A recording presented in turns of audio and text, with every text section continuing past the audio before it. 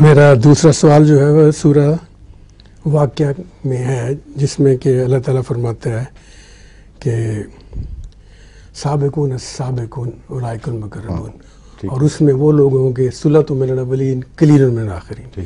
پھر آگے فرماتا ہے اصحاب الیمین، اور اس میں اللہ تعالیٰ فرماتا ہے ثلۃ من الاولین اور ثلۃ من. یہ کس پر اپلائی ہوتا ہے؟ ہر ایک نبی کے ثلۃ الاولین ہوگا، قلیل من الآخرین ہوگا، یا کہ وہی بات کی ہے کہ جانے نہ جانے گل ہی نہ جانے، باغ تو سارا جانے ہے، آپ پر اپلائی ہوتا ہے.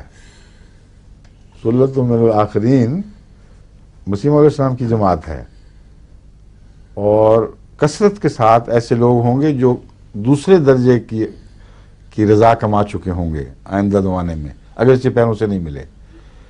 اور کچھ ان میں وہ بھی ہوں گے جو اولین کے مقام پہ شمار ہوں گے، اور وہ قلیل من الآخرین ہیں.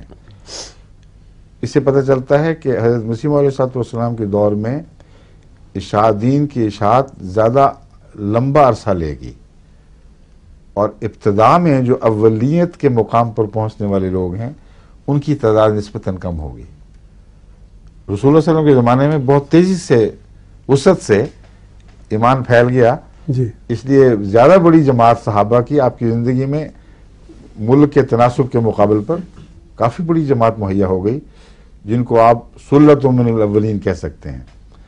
مگر حضرت مسیح موعود علیہ السلام کے زمانے میں وہ صحابہ جو آپ کے تربیت میں آئے، آپ کے ساتھ زندگی بسر کی، غیر معمولی خیر کما گئے، ان کی تعداد بہت تھوڑی بنتی ہے. وہ ثلتوں کی بجائے قلیل من الآخرین ہیں. لیکن آپ تو ثلہ کا حصہ ہیں اور آپ کو پتہ ہی نہیں. ثلۃ من الآخرین والا جو مضمون ہے اس کے تو سارے حصہ ہیں. جماعت اس وقت بڑی عظیم شان قربانیاں ادا دے رہی ہے دین کی خاطر. انشاءاللہ. جزاکم.